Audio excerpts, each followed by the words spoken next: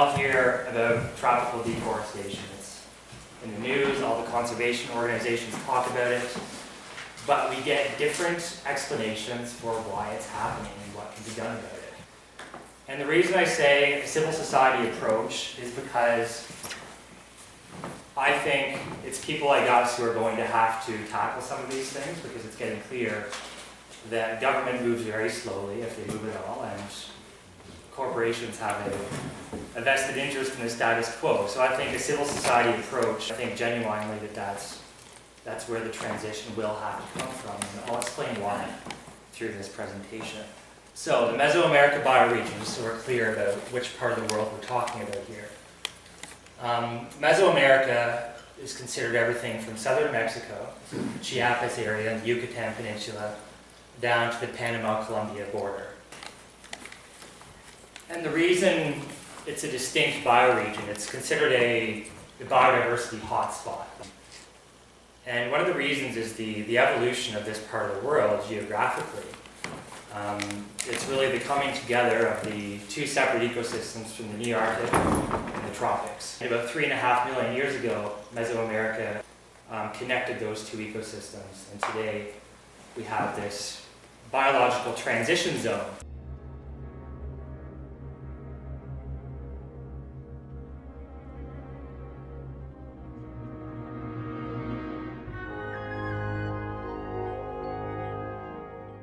So in terms of forests and just the biogeography, you can basically look at it in terms of three sections in a simplified sense. You have the left-hand side here, the bottom part, which is the Pacific coast, and that would be your dry tropical forests. So it's the Pacific lowlands, and your dry forests are there. And in the mid-region, you'd have your highlands, so the Guatemala highlands, all the way through basically down into Panama, and it connects with the Andes, and that would be a separate ecosystem with mountainous forests. And then on the Atlantic side, you have your rainforests, your tropical wet forests. Okay? And on the coast, you have your coastal ecosystems and mangroves and so on. The Atlantic coast is generally where the remaining forests are in a large sense. So you have the Petén region in northern Guatemala, so right up here. You have some forests remaining in the Guatemalan highlands. And then all the way through Honduras and Nicaragua, it's called the Mosquito Coast.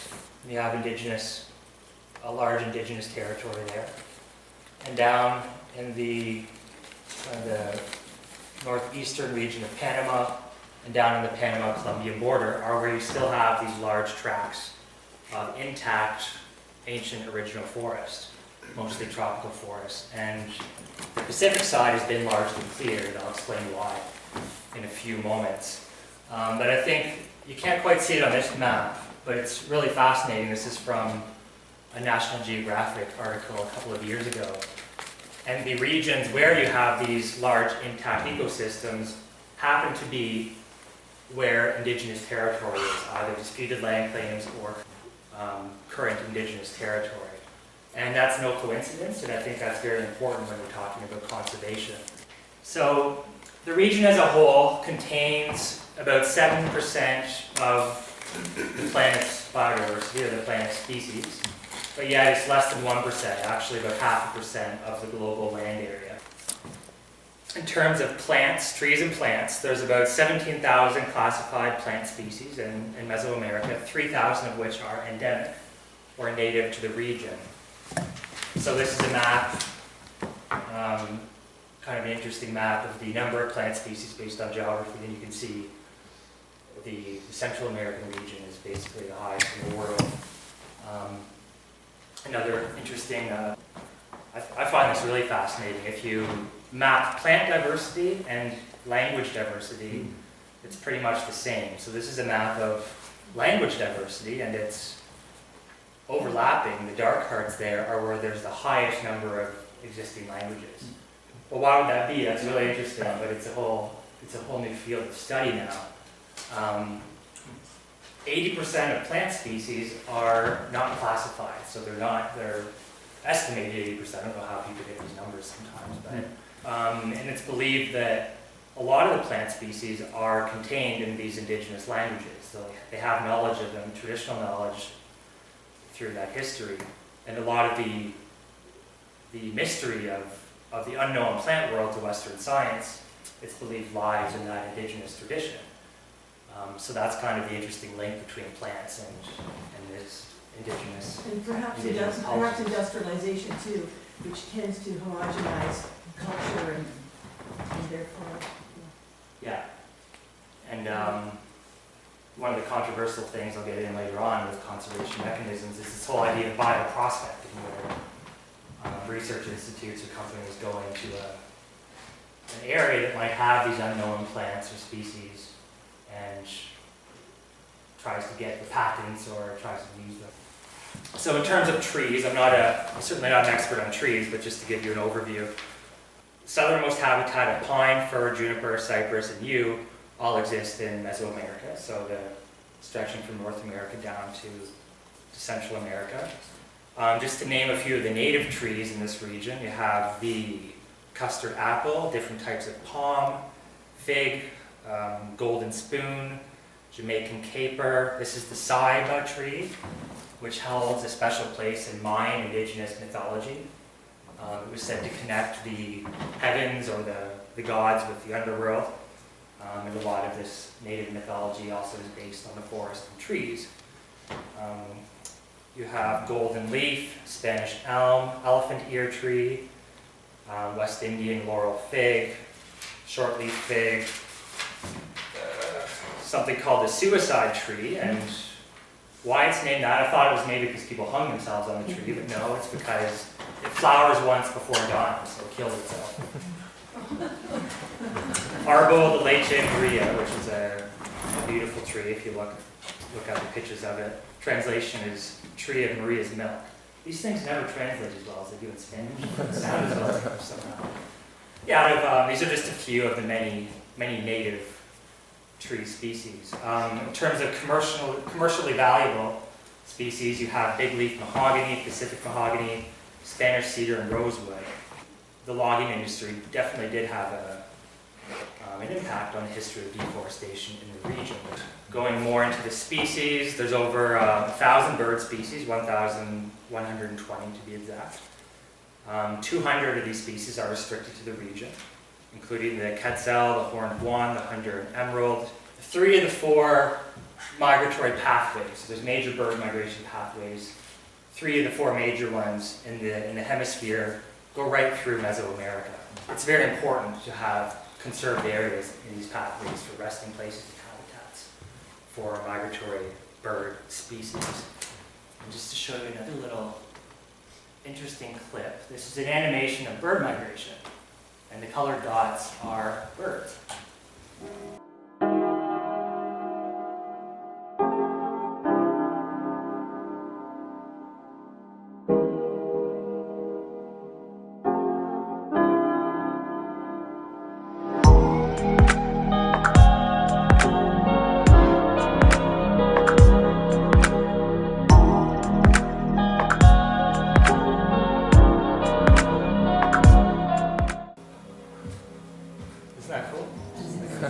So you can see that left-hand corridor there where basically the north-south flyway goes right through Mesoamerica. Mammals, there's over 400 mammal species, 60 of which are endemic, so native to the region. So the typical ones, spider monkey, black howler monkey, squirrel monkey, there's different types of monkeys. Jaguar. Actually, a lot of the mammal diversity comes from smaller mammals like rodents and squirrels and the Yucatan vesper rat, which is actually an endangered species. So in addition to mammals, we have over 690 reptile species, 150 different species of snakes, 550 different amphibian species, and lastly, before I go into the next topic, you have a huge diversity of soil biota invertebrates. So just to remind you, the soil contains about 25% of our species diversity on the planet, which you might not think of that. But aside from the cute monkeys and jaguars, there's others that we don't see that we also have to think about in terms of conservation. So that's just a quick Wikipedia version of the Mesoamerica bioregion. And obviously, as you know, forests and habitat loss, which is essentially forests, is the biggest threat to most species on the planet. That's the reason why we're seeing a lot of species decline in terms of terrestrial. The oceans might be a different story. But. So deforestation and habitat loss are definitely connected. So let's go into some human impact. So what's happening in this region and why, specifically in terms of deforestation.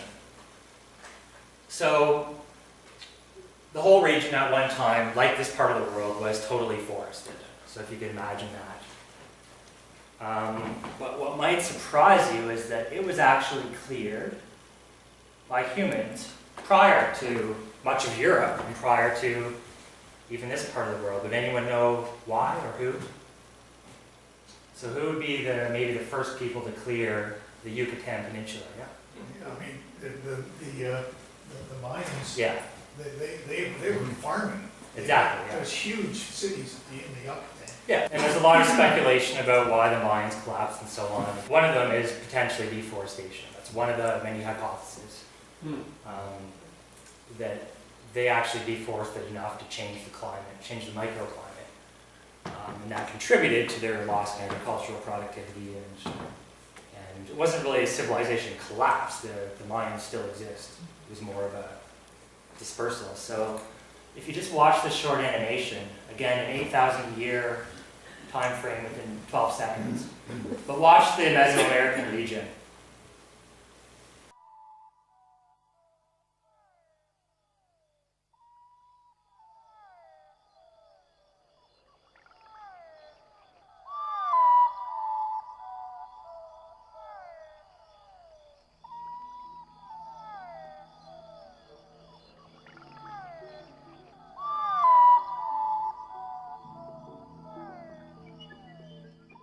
What did you notice in the Mesoamerican region? Anything weird or anything? Deforested.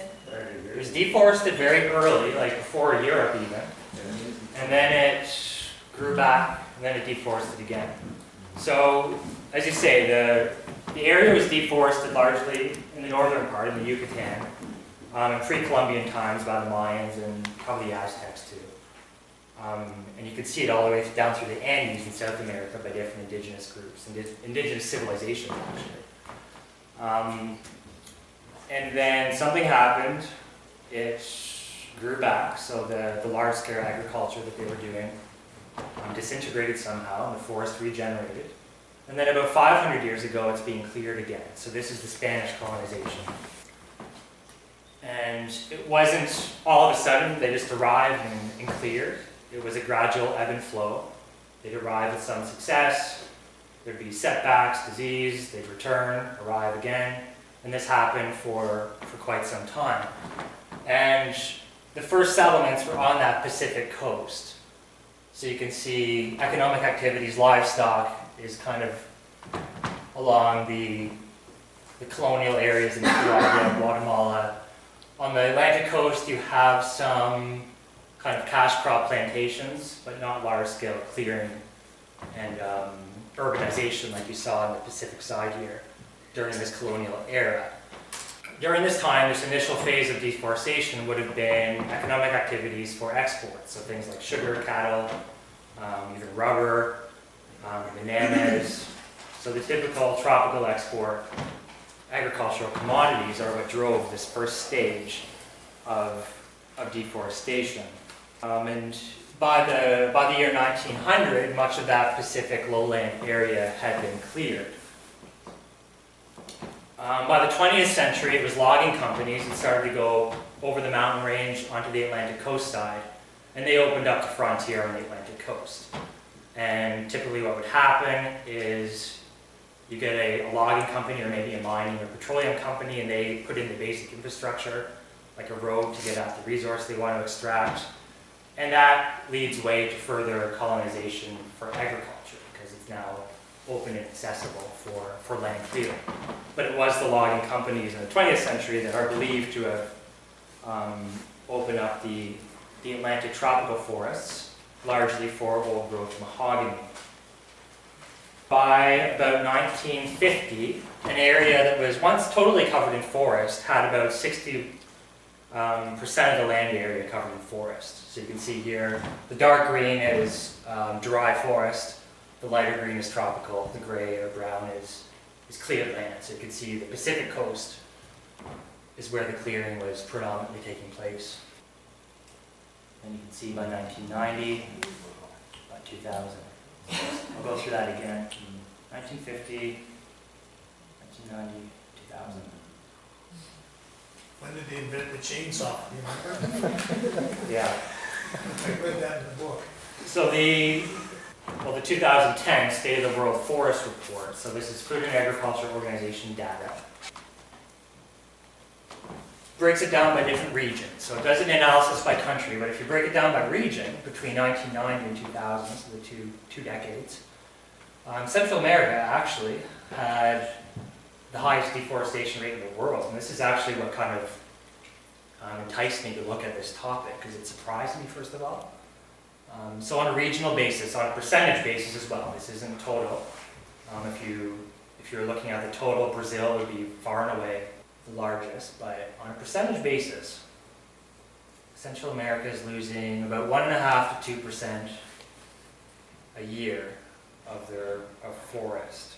So that makes it an interesting case study to me, to kind of look at this root causes of deforestation. And also you have kind of an anomaly, because you have all these different countries and the situation is quite different in all of them. And this is a little out of date. If you look at the latest data, Costa Rica is actually seeing growth or regrowth. So you have most of it taking place in the three countries, Nicaragua, Honduras, Guatemala, and Costa Rica and Panama are a different beast. They're not losing as much or at the same rate. So that's another reason why it's kind of an interesting case study to figure out, well, why is that disparity? What's driving this? In the 1960s and 70s, much of the land clearing was still driven by export crops, so cotton, coffee, as well as banana plantations. And that's what, at least myself, that's what I kind of associated with deforestation. These big companies coming in with bulldozers and clearing land to export. But that's actually not really what's believed to have been happening in more recent years.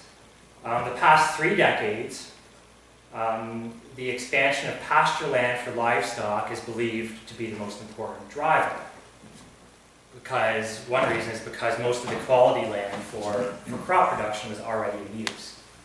So, but in recent years, it's been expansion of the agricultural frontier by small and medium-sized farmers, who are the growing or the primary agents of deforestation. That doesn't mean that they're the cause or that they're to blame or they're responsible, but this is increasingly in Central America the case. It's a little bit different than the Amazon. In the Amazon, you might see the large-scale agriculture and pasture would be a much bigger slice of that pie. But in Central America, it's small-scale subsistence agriculture, which is believed to be the largest contributor to deforestation. So, does that surprise anyone or expected? Okay, it kind of surprised me. Now, how can we interpret this? Well, much of Mesoamerica is rural still, so 40% of the population lives in the countryside. And subsistence agriculture and low-wage labor, usually low-wage labor, are the primary means of survival for many of these people. The region's characterized by high poverty rates, so anywhere between, estimates again, 30 to 40% lives within the UN definition of poverty, so less than $2 a day. So you have high agrarian population, rural poverty, and you also see that the forests are being cleared, so the deforestation is taking place in the Atlantic coast region of Honduras, Nicaragua, Guatemala. And forests is being regenerated in Costa Rica and Panama. The reason that's important is because the Atlantic coast region is actually the poorest region in Central America. And Costa Rica, Panama are wealthier. So, this leads to what's called the forest transition hypothesis. And experts, I'm not an academic expert on this topic, but experts on deforestation in Central America would say, some are saying now that we're seeing this in Central America, where deforestation is a step on the pathway of development, so industrialization, and forest regeneration begins to occur in later stages of industrialization and urbanization, which, if you look at Europe, or map here, or North America, forest regrowth, even Japan, even the industrialized China areas now, forest regrowth is occurring in these areas that are the most industrialized. So this is a fairly basic concept. It may seem obvious, no big surprises. So the argument is, as a society industrializes, people move off the land, obviously putting less pressure on the land, on things like forests. Agriculture intensifies with technology and mechanization and so on, leading to higher yields, again, less pressure on the land, less extensive agriculture, more intensive. Energy sources is another thing. So you saw this in Europe when coal replaced wood fuel and charcoal as the main energy source. And lastly, higher incomes lead to things like conservation, because you can afford conservation only when you have that policy framework. So this may seem like a reasonable hypothesis that the high rates of deforestation are connected with underdevelopment. And that probably is the case. I'm not going to deny that, but I think there is some very important points to add. So I'm not denying whether that's happening or not, but there are some kind of provisos to this, or some things that may surprise you and suggest that that's not the whole story. Let's take a closer look at migration. So central to that hypothesis was the idea that people are going to move from rural areas into cities, and that will put less pressure on forests. A researcher from the University of California, Santa Barbara, actually looked at this. So he studied the connection between population in rural areas and vegetation, so forests. And he found that in the last 2 decades, so in this time frame that I showed you earlier, the rural population in all of Latin America, including Central America, has been on the decline. Okay, so it's been on a steady decline, and urban population has increased linearly. And the forest loss took place in the Amazon in Central America. And an increasing driver of deforestation was urban meat consumption in the developing world, so feed for pigs and poultry. To me, these points challenge the notion that as urbanization takes place, there will be less pressure on the forest. Okay, so in this region that we're talking about, rural population has been declining over the past decades. Deforestation has increased, and this researcher in particular believes it's due to urban meat consumption in primarily Asia. So it's due to urban consumption. But anyway, this idea that the current mode of development, where migration to the cities is the answer for conservation, to me, given these, a few facts here, to me it needs more thought. That's all I'm saying. In fact, it's a very small percentage of the population, of the rural population even, that's out-migrating to the agricultural frontier and clearing land.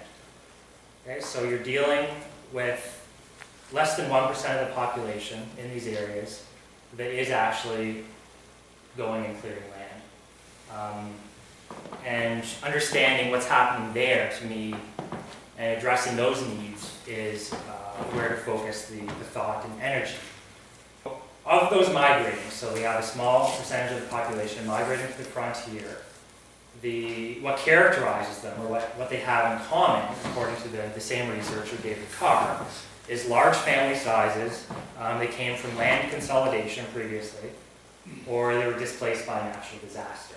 Okay, so large family size, displaced by natural disaster, or land consolidation, which means they had to, or they wanted to, sell their land to for example, a rancher who bought up many parcels and established a larger operation, and they moved on somewhere else. So you migrate to a new area, and expansion, so forest, it usually starts with clearing and slash and burn. Okay, so a farmer moves to a new area, they clear land using slash and burn, which is basically a practice to clear the forest while the nutrients can be saved for agriculture. This is followed by a few years of shifting agricultural production for corn, beans, or rice, usually. And the success or failure of this kind of new settlement depends on many things, primarily soil quality or degree of government support. And in many of these areas we're talking about geographically, the government support is nil. It's key to note, after a few years, tropical soils are no longer productive, often no longer productive. And any farmers here will be able to explain why. I'll go into it in a few moments. But farmers, after a few years, either have to convert their land to pasture, it's no longer suitable for crops, or they have to leave it fallow, so leave it for a few years and then come back, or sell it to a larger landholder who could pour chemicals on it to make it work. Due to historically rooted inequalities, these small farmers often only have access to the marginal lands, so further exacerbating this cycle. The rich volcanic soils in the valleys are used for those export crops, so the bananas, the sugar, the big plantations are already being used, and it's the poor, the most vulnerable, who have to go to this kind of marginal land on the frontier where they have to deal with these low productivity tropical soils. And lastly, you have a high birth rate among this population. So this small fraction generally has large family sizes, which means intergenerationally, if you're a son, one of 6 sons, and your father has a 10-hectare plot, and your mother, if they have a 10-hectare plot, you're going to have to migrate out and do something on your own because you're not going to inherit. Or maybe one of you will, but there's not enough there to sustain the next generation. And due to limited education opportunities in these areas, industrial employment or urban migration, or the $5,000 you need to go through Mexico into the US to get a job is out of question. And it basically is a self-perpetuating cycle. I'll just add that since the 1960s, if you look at the agricultural chemicals, fertilizers primarily, that have been applied to soils in the whole region, they've increased substantially by several hundred%. But productivity per hectare has not increased that much at all. The most extreme example is in Honduras, where something like 600% increase in the amount of fertilizer going into the soil. But agricultural productivity has remained flat. And the reason is this poor soil quality. You need much more inputs to maintain the same output. The exception is Belize. In Belize, you do see a higher increase, but they have different soil there. They have more clay soils. So to address deforestation, to me, you'd have to address this cycle. So these very small percentage of the population, less than 1%, moving to the agricultural frontier, addressing their needs is a priority. I'm going to say civil society approach because a lot of the big schemes, the multilateral schemes and the big government programs are looking like they are not being well received by farmers' organizations or indigenous groups or those connected directly to the land. So this is just UN RED. Has anyone heard of RED? It's reducing emissions through deforestation and degradation. So it's, the UN has said, well, 20% of greenhouse gas emissions are due to deforestation. So in all the big multilateral agreements, that has to be a component of the climate protocols. So the RED, basically it's a term used for these market mechanisms to pay people to keep the forest intact. Basically, the reason I'm saying civil society has to take the lead is because I think there's holes in these approaches. We'll just go over a few of them. In order for these market mechanisms to occur, natural areas must in some way become privatized and turned into a commodity. So what is sacred in a lot of traditions, the rainforest or plants and animals, is commodified. That may be diametrically opposed to those most affected on a matter of practicality and principle. The parameters are set by dominant international actors, such as the U.S. Agency for International Development, USAID, large environmental organizations, and academia. The emphasis on private ownership and conservation can create this kind of Swiss cheese approach to conservation. And this is Costa Rica, which is hailed as kind of the darling of the conservation movement, and it has set aside a large amount of its land for conservation using a lot of these market mechanisms. But there's been a lot of criticism because the areas conserved don't necessarily overlap with biological corridors. So if you look at, for example, the jaguar corridor, this is areas that are protected in Central America versus where species would need to move, whether it's animal species or plants for pollination and so on.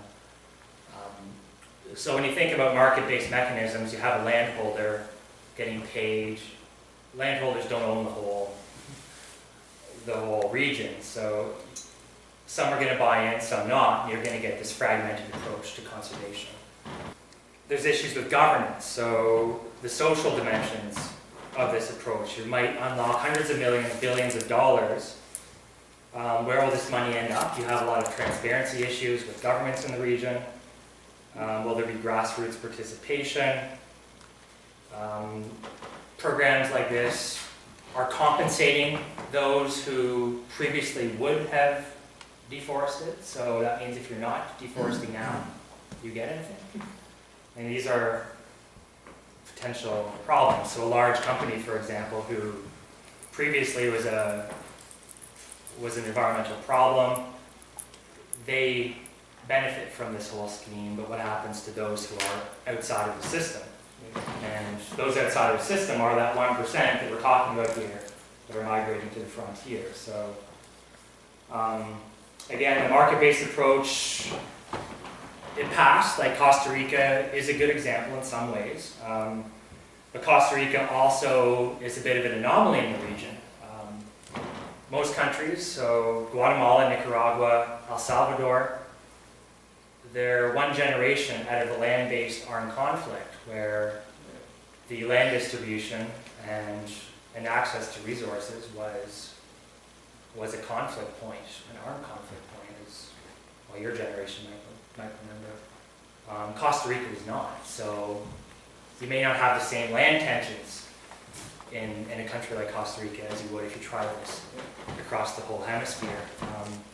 In the case of Colombia, just south of Panama, you have a current armed conflict based largely on land distribution and rural poverty. So when you're unlocking hundreds of millions, potentially billions of dollars that are going to these regions, what does that mean?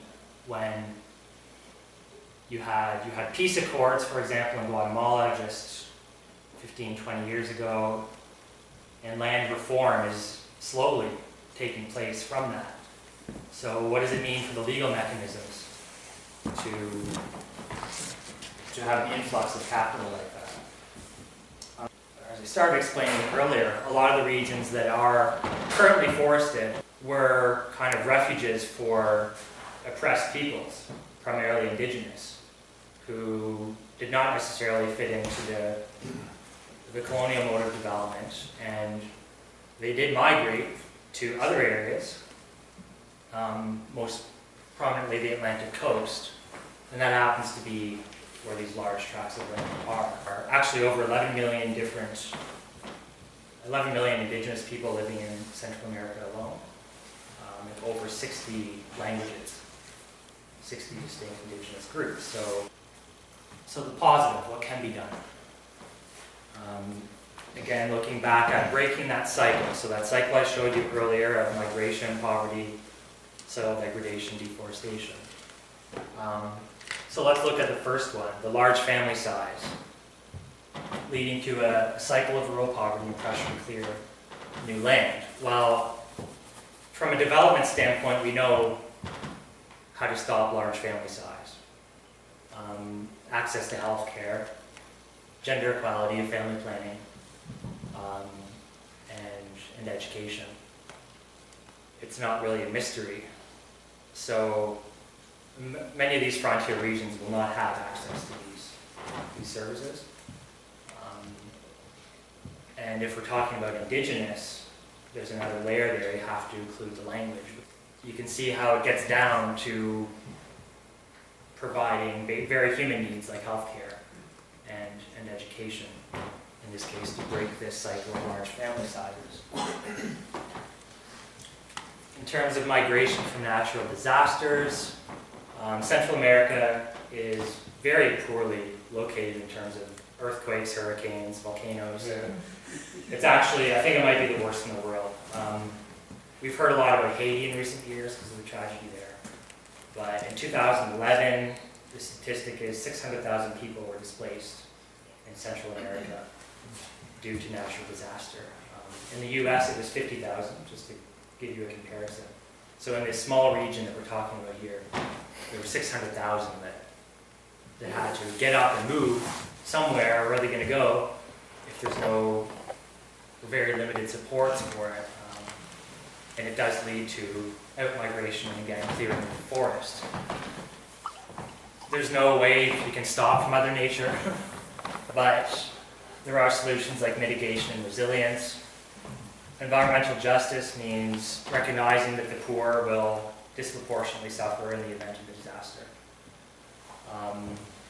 And when there is a disaster, the proper agricultural extension services like soil and water management and land settlement to adapt and also to prevent or mitigate future events. Just to give you kind of a recent example, the Association for Tropical Agriculture did a climate study, and it estimated using the models that by 2020 there will be about 1 million Nicaraguan farmers directly negatively impacted by drought, by climate change. And if you look at the models, which areas will receive adequate rainfall are areas where there's currently forest. So that's another example. If these people are displaced in the event of a drought and they have to go somewhere, it will likely have to be to where that vegetation is.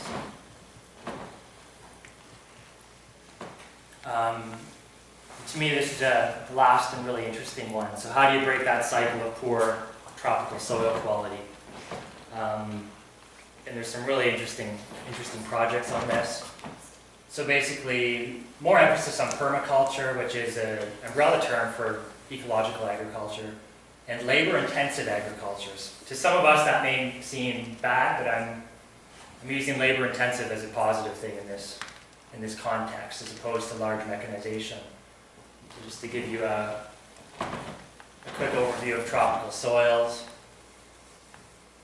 Basically, due to the climate, the nutrient uptake is a constant, fast turnover cycle in a tropical rainforest. So when you clear that tree cover, the soil doesn't have those embedded nutrients in it. It doesn't have that thousands of years of buildup that soils here may have had. It's very sandy, non-clay based, so it's the soil matrix doesn't retain nutrients very well. But people still farm there. So what do you do about that? Well, one interesting thing, which also creates habitats for species, is agroforestry. This could include things like wildlife corridors right in the farm, alley cropping, eco-sanitation. It's another really interesting thing. There's great projects by O Instituto Ambiental in Brazil This is basically the idea of taking human and animal black water or brown water, so human and animal waste, and recycling it and recovering the nutrients for use in agriculture. A lot of these areas that we're talking about have a need for sanitation as well. They don't have adequate sanitation coverage, so, and that closes the nutrient cycle without the need for synthetic fertilizers. And that can include things like fish ponds or vegetation, which takes in the nutrients, and the output would be clean water. Biochar, that's kind of been in the news lately. It's not really a new idea though, so it's basically taking organic matter and pyrolysis, which is basically combustion without oxygen. And you get out a dark, rich, fertile soil, which is, it can be combined with compost to contain nutrients as well, but it more adds structure and stability to the soil, which otherwise would leach out all the nutrients very quickly. So there's just a small Costa Rica biochar stove. So the byproduct from combustion could be used as a soil enhancer for subsistence agriculture. Kind of getting into Central America now, but if you look at Cuban agriculture after the trade embargo, they didn't have the access to the fertilizers or chemical inputs or the machinery. So they undertook vast programs of urban agriculture and labor-intensive permaculture. And there's great documentaries on that. The ancient Mayan tradition of beekeeping. So again, the forests and the bees provide an estimated 50% of pollination in the dry forests of Mesoamerica. And some of you might have heard of the bee disappearance and the theories around that. Similar things can be seen in the south. So projects to kind of revive this tradition of beekeeping. I guess one drawback, well, I don't see it as a drawback, but you could say, well, this kind of agriculture is labor intensive. You can't just buy a $200,000 tractor and use that for large swaths of land. It takes a more kind of nuanced approach.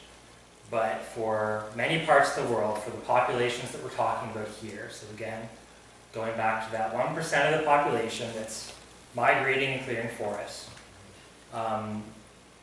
labor is in high supply. There's plenty of people wanting and willing to work.